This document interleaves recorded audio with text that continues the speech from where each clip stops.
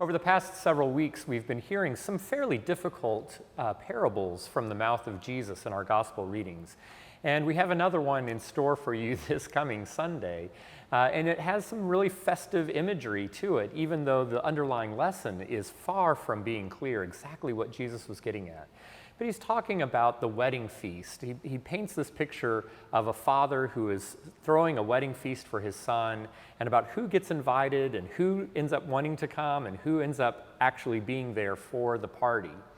And of course, in that, we have a lot of different ways that we can get into that lesson, and we can enter into the teaching and contemplate all of the different things that maybe Jesus was trying to get us to think about. But the overall, the broad stroke is, of course, that we can see that wedding feast as a banquet, a party that is the way that we all can experience the kingdom of God. And one of the ways that we really think about that is the feast that we celebrate at Eucharist every Sunday.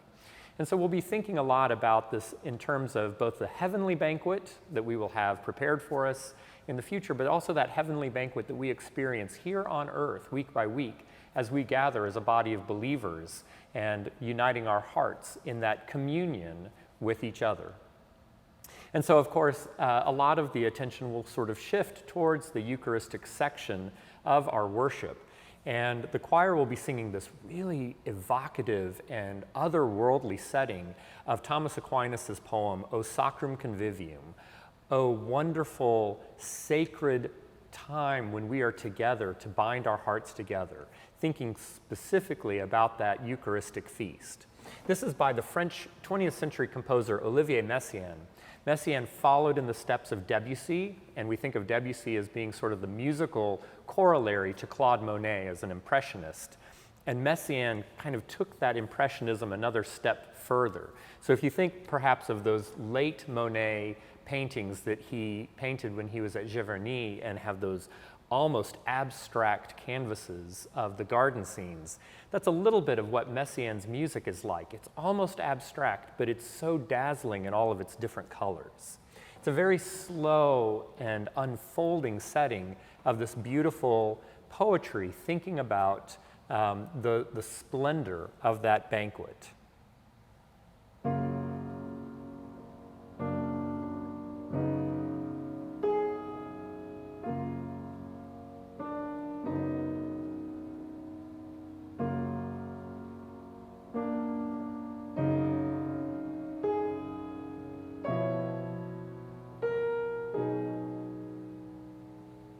Very ethereal and placid, and yet has that ecstasy to it. And we'll be following that immediately with a congregational hymn that is newer than our hymnal. It's something that comes from one of our hymnal supplements. As we gather at your table, as we listen to your word, these are words by the poet and Episcopal priest Karl Daw. And they're wonderful, wonderful words to think about. And so even as you are going through the communion line, or as you're kind of moving around, I really hope that you will look at these words and join the choir as we sing. It's a beautiful text set to a very graceful tune by the Mexican-born but New York-based composer Skinner Chavez Melo. It's a really lovely tune that ekes out the beauty of these words, thinking about how we experience the communion in our service.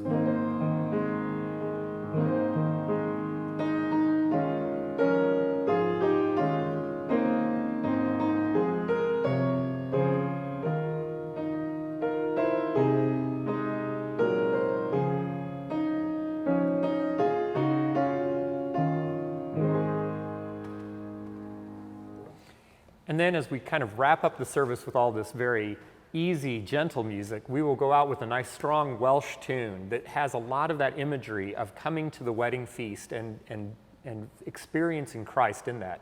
As we go out singing, Rejoice, rejoice, believers, and let your lights appear.